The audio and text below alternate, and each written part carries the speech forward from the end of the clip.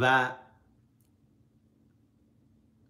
همینجور تحقیقات من حتی تا اومدنم به آمریکا هم ادامه داشت تا بتونم بالاخره به یک نتیجه‌ای باش برسم.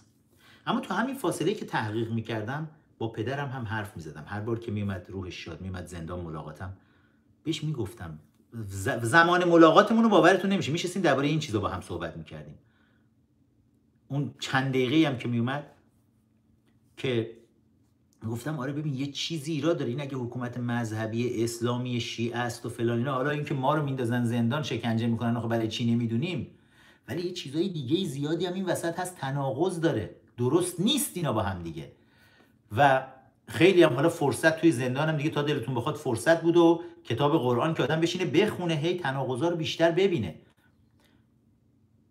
و پدرم هم اون سیلی وقتی بهش خورد که پسر ارشد خودش رو داشت توی زندان حاکم اسلامی میدید و وقتی میمد ملاقات پسرش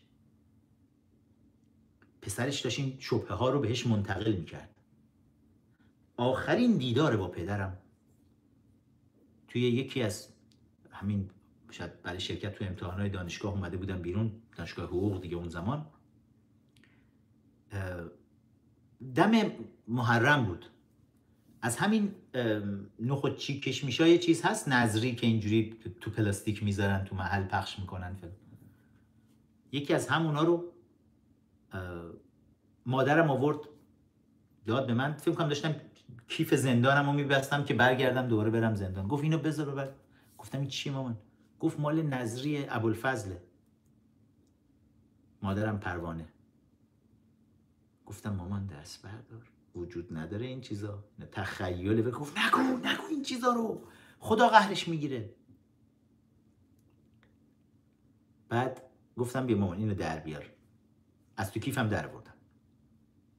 بعد بابام برگشت گفت که خب راست میگه. مامانم گفت به بابام گفت تو هم کافر شدی؟ عزیز صداش میکرد. نمیدونم دقیقا جملهش چی بود. توی مایا که عزیز تم خدا نشناس بایی یه چیز توی مایا به مازنده رو. بعد که بسته رو باز کرد مادرم، یه دونه از این نخودچیا رو در آورد که به زور تو دهن بابام بذاره. بابام دهنشو بسته بود باز نمی‌کرد. و میگفت شرکه. خیلی این صحنه برام قشنگ بود. انقدر بهم روحیه داد وقتی داشتم برمیگشتم زندان اوین. گفتم پس میشه این مواد مخدری که تزریق شده تو خون مردم از خونشون رو تصفیه کرد، کشید بیرون. وقتی با من شد، با پدرم شد، میشه. مادرم خیلی معتقد بود. حالا من پدرم اون آخرین بار بود دیگه، حتی برای خدافزی هم بعدش ندیدم و توی یک تصادف رانندگی هولناک کشته شد. اما سختی های همین زندان و بعد یادم هر بارم که من می اومدم از زندان بیرون دائم هی مادرم میگفت امیر بیا توبه کن دیگه، چیز کن دیگه، بیا سر زندگی. بعد که حالا پدرمونم فوت کرده بود میگفت تو الان دیگه مرد خانواده ای، بیا من این همه بچه رو آخه من چی کار کنم باشون؟ تو قول دادی به بابا. سر خاک بابام وقتی منو از زندان آوردن یادم عمادالدین باقی بود و یکی دیگه از دوستان که اومدن جلوی در زندان، سند خونه‌شون و باقی سند خونه‌شو گذاشت که من بتونم بیام سر خاک پدرم رو توی قبر گذاشته بودن و جمعیت بسیار زیادی هم جمع شده بودن. رادیوها هم اعلام کرده بودن. بهشت صحرا یعنی دریایی از جمعیت بود. با ماشین با عمادالدین باقی اومدیم و وقتی در ماشین باز میشد خواستم پیاده بشم، یه دونه عینک آفتابی زدم، هیچ کس نمیخواستم اشکامو ببینه. پاهامو از ماشین گذاشتم بیرون، دیدم پاهم داره میلرزه. گفتم خدایا تو این همه جمعیت الان رژیم چیزی که نباید از من ببینه اینه که پاهام بلرزه ها. اشکا رو تو چشام نباید کسی ببینه. به زور خودم رو نگه داشتم، بلند شدم، ایستادم و رفتم به سمت مادرم. شروع کرد جیغ زدن، خواهرام داد فریاد، جیغ، مردم همه جیغ، همه انگار عزادار من بودن که پسر بزرگش خودش، پدرم شاید از الان من 5-6 سال بزرگتر بود وقتی که کشته شد. 50-51 سالش بود. خیلی هم قوی بود و روحش شاد.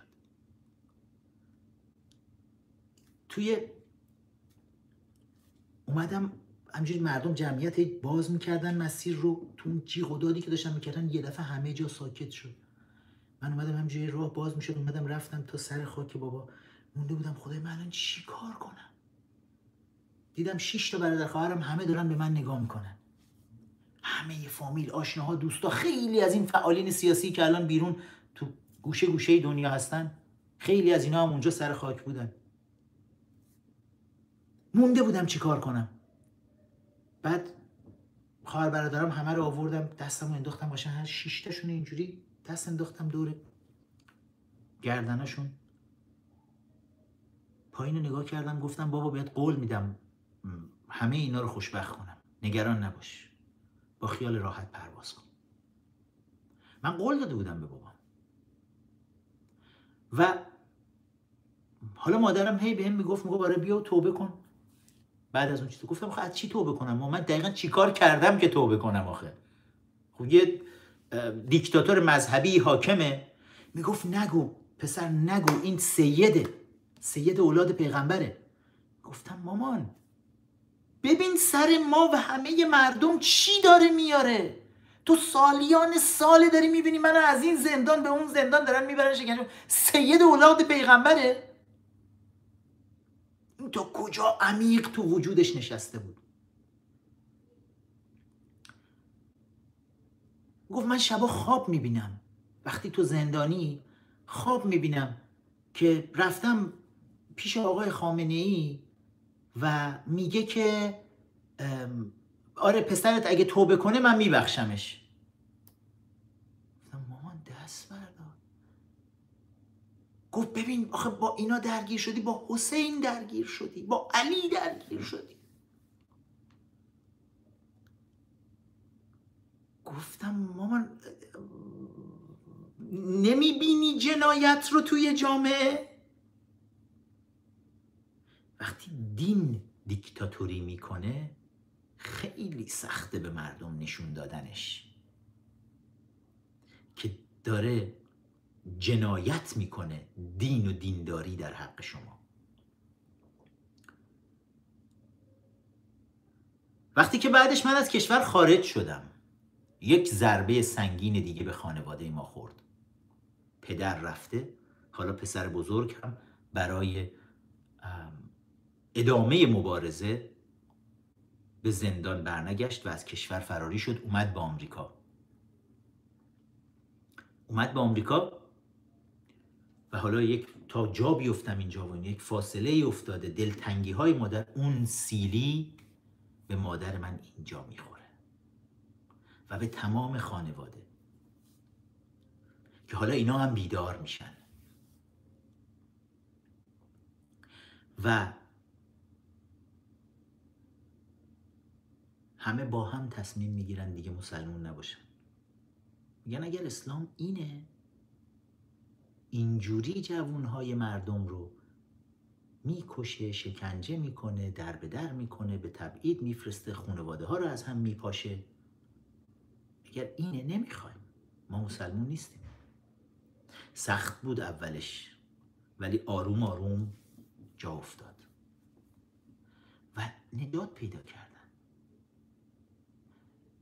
چند هفته پیش بود با مادرم صحبت میکردم، میگفت خدا نبخشه اینا رو. من اون همه نماز شب خوندم، اون همه 17 رکعت نماز 5 وعده جدا جدا میخوندم، اون همه قرآن خوندم، اون همه مفاتیح الجنون، اون همه دعای جوشن کبیر و صغیر، تمام سالهای زندان من، تمام اون ماههای طولانی انفرادی، خانواده ما همیشه عذاب میکشیدن که مادرم یک نفس داره عزاداری میکنه توی این خونه، یک نفس کتاب دعا و قرآن دستشه، هی داره گریه میکنه. هیچ چیزی بیشتر از خاطرات اشکهای مادرم برای از خواهر برادرم سوال بکنی توی اون دوره، پای کتابهای مذهبی شیعه، بیشتر از اون یادشون نمیاد. اشکهای مادر بود و بچه هایی که همشون هم کوچولو بودن، داشتن هی بزرگ میشدن و آروم آروم هی با این اشکها رشد کردن.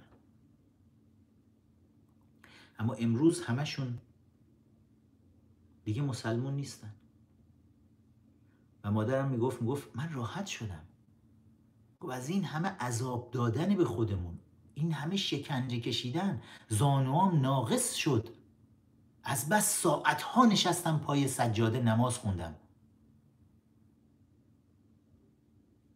این همه نماز شب خوندیم، این همه برای چی؟ الان داریم میفهمیم که چه بله. و حالا مادرم داشت به من میگفت که چقدر کلاهبردارند ملاهایی که اینجوری مردم رو پای علی و حسن و حسین و تقی و نقی و اینها نگه میدارن و این بلاها رو به سر مردم میارن برای اینکه خودشون رو صندلی‌ها بشینن.